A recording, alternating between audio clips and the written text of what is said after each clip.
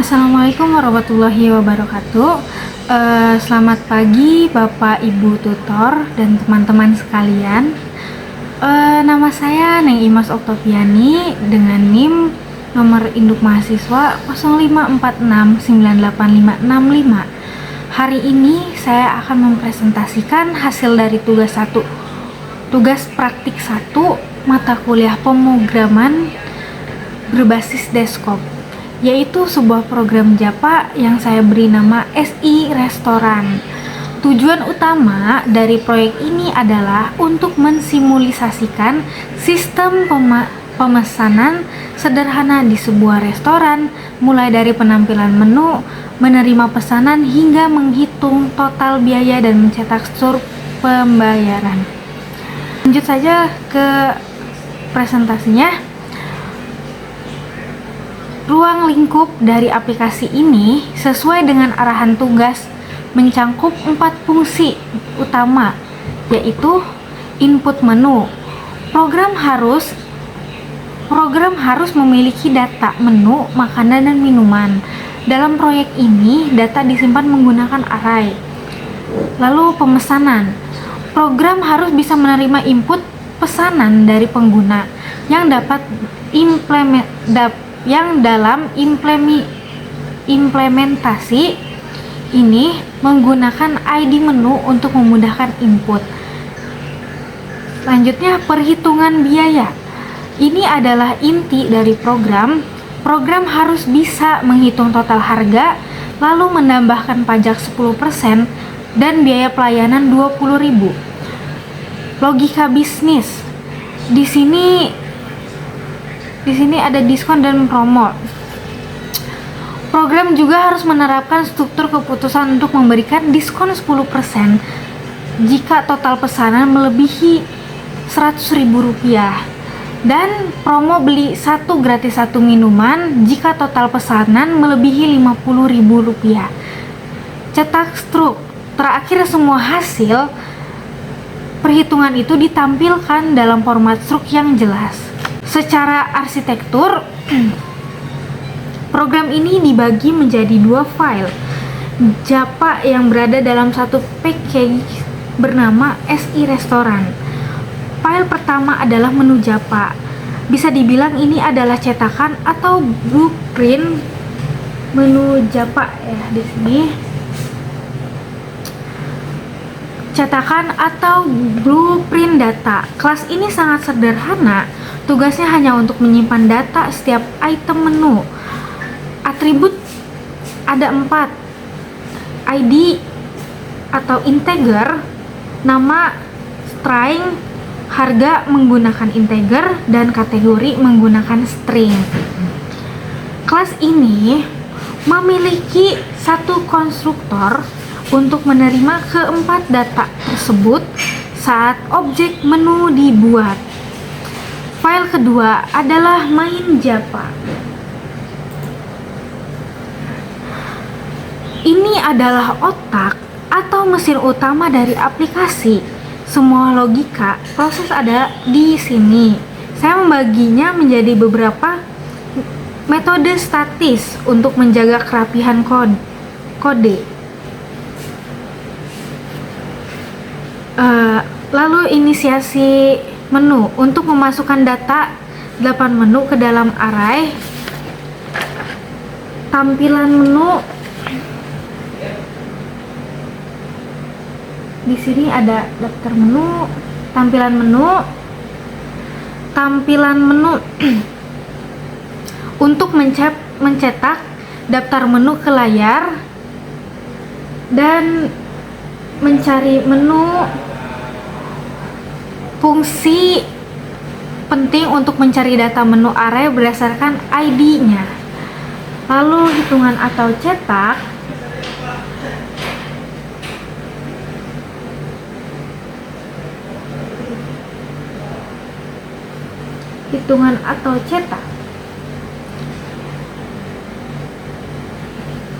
Metode yang berisi semua logika bisnis, pajak, diskon, dan promo, dan tentu saja metode main sebagai alur utama program.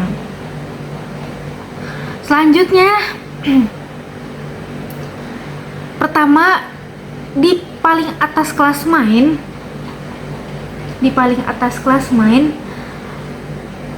kita lihat static menu, daftar menu, new menu. Ini adalah array yang menjadi database kita buat static agar bisa diakses oleh semua method statis lainnya. Jika kita lihat ke method inisialisasi menu, disinilah kita mengisi array tersebut. Kita mengisi array tersebut di sini.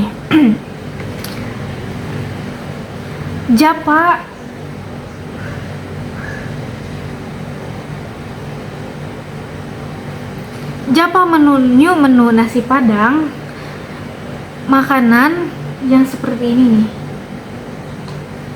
Sudah ada tampilannya di sini. Kita memanggil konstruktor dari kelas menu yang kita bahas tadi. Selanjutnya, method tampilkan menu sesuai dengan arahan. Tugas awal untuk tidak menggunakan looping method ini menampilkan 8 menu secara hardcode satu per satu, dikelompokkan berdasarkan kategori. Sekarang method yang krusial untuk pemesanan, cari menu by ID in ID di sebelah sini, di bawahnya. Di sini ada public statics, cari menu, daftar menu, dan kalian bisa lihat di sini kodenya seperti ini menggunakan public statics atau cari menu by ID. Metode ini sangat efisien. Kita tidak perlu looping untuk mencari karena kita tahu ID 1 adalah di indeks 0, ID 2 adalah di indeks 1. Kita bisa langsung mengambil data dari array menggunakan rumus daftar menu ID 1. Jika ID tidak valid, misal 99, metode ini akan mengembalikan 0. Selanjutnya, sekarang kita melihat metode main.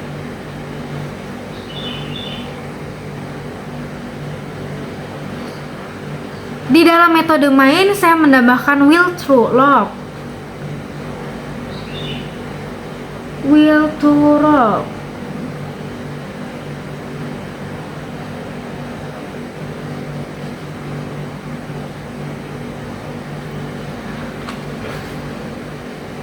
Ini adalah peningkatan dari tugas awal agar aplikasi terus-menerus menerima pesanan baru tanpa harus direstart. Setiap kali loop berjalan, nomor ID pesanan akan bertambah.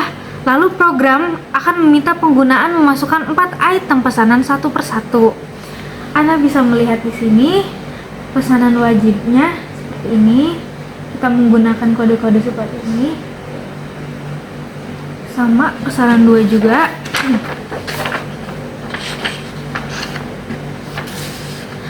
Kemudian kita ubah ID dan jumlah itu menjadi integer dan kita panggil cari menu. Nah, seperti ini ya. Cari menu, kita menambahkan ini. Tuh.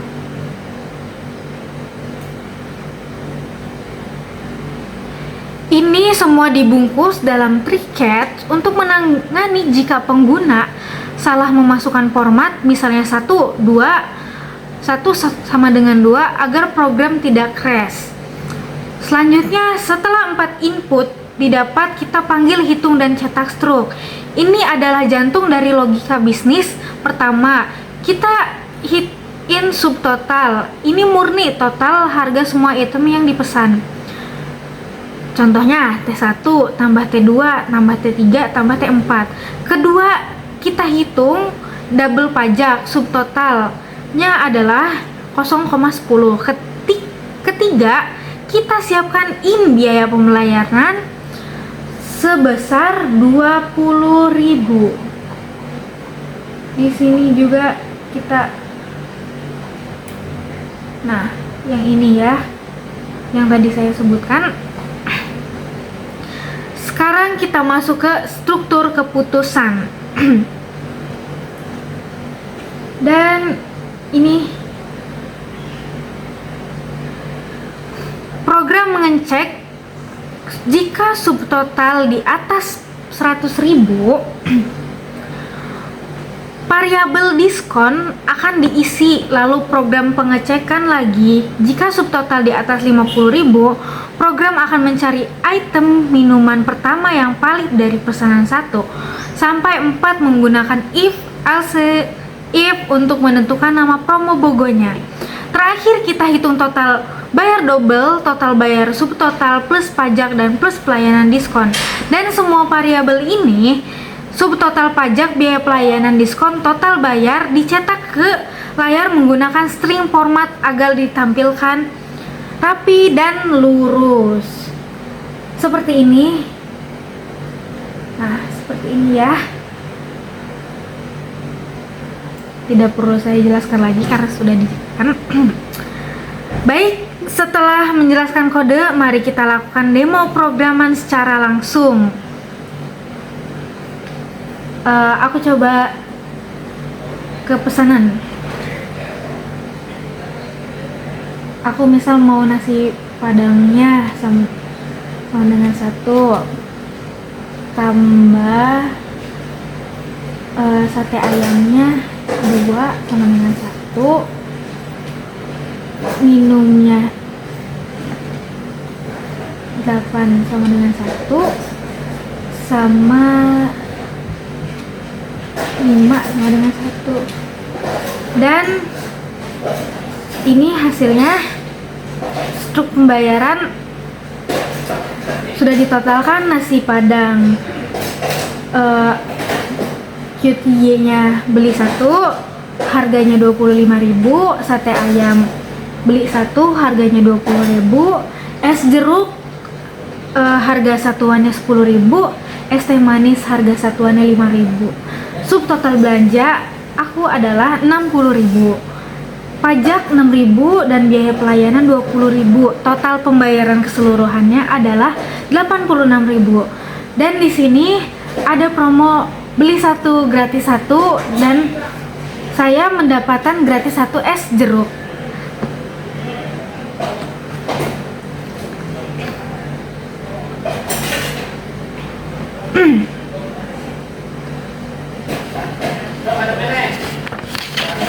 Dan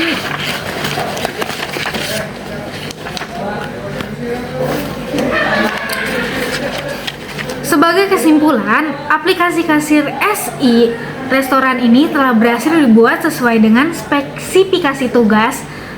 Program ini menggunakan array untuk menyimpan data menu secara efektif. Program ini menggunakan struktur keputusan if dan if else if secara tepat untuk mengimplementasikan logika bisnis yang kompleks seperti diskon dan promo. Pesanan, penggunaan ID dan validasi input tree-catch membuat program ini cukup robust untuk menangani kesalahan input dan dari penggunanya. Dan penambahan loop di main membuat aplikasi ini digunakan secara berkelanjutan. Mungkin sekian dari presentasi saya mengenai tugas praktik 1. Terima kasih banyak atas waktu dan perhatiannya. Wassalamualaikum warahmatullahi wabarakatuh.